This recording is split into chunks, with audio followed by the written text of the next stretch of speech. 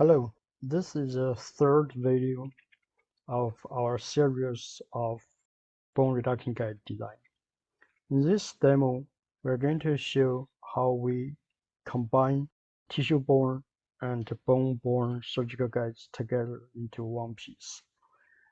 The purpose of doing this is that very often we found that on the posterior side, especially for the upper jaw, the patient's bone structure is very low. There is no good way to reconstruct the bone models, or the doctors don't feel comfortable to do a flap surgery. Take a look at this. In the posterior area, the bone density is really low. But how can we do a bone reduction guide with this situation? We are going to combine tissue and bone as a base for surgical guide design. As usual, we have finished the treatment planning and we have loaded this digital denture design for our prosthesis guide design. We have created two segments of the bone structure as we did in an earlier session. So that's the two segments of the bone structure. We will use those parts for bone level guide. And on the patient's right side, we are going to create a tissue surface for this purpose using the denture design as our base. So first, let's go. We have multiple ways to segment the tissue side. We just utilize the well-known virtual tissue model thing to rotate this view and extract the surface on the tissue side. So that's our tissue surface. Then we will use our model builder. This model builder will eventually extract the surface to make a solid model. Before we do that extraction, I want to cut this piece because we don't need the rest of this area.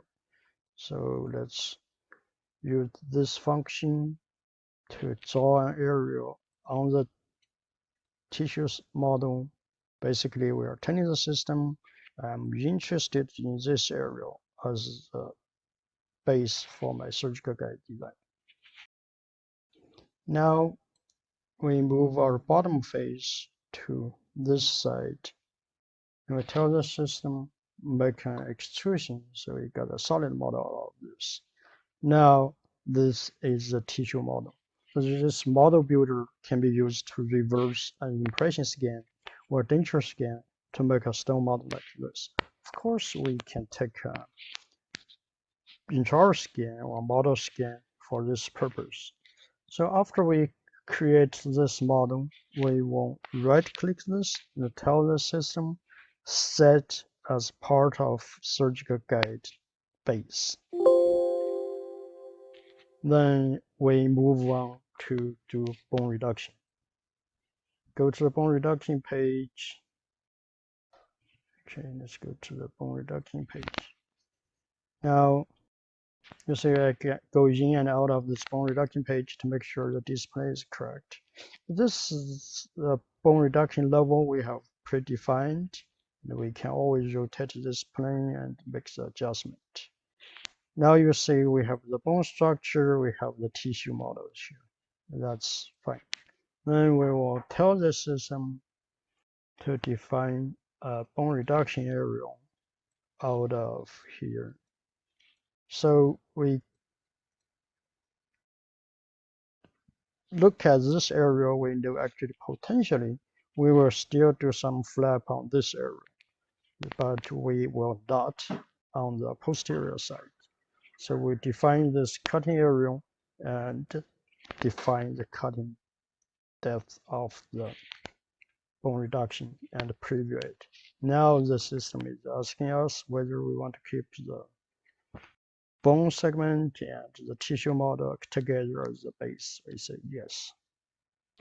So this operation will combine the model and bone structure make a bone reduction model, and then we will go to a regular process to design bone level surgical guides and prosthesis guide.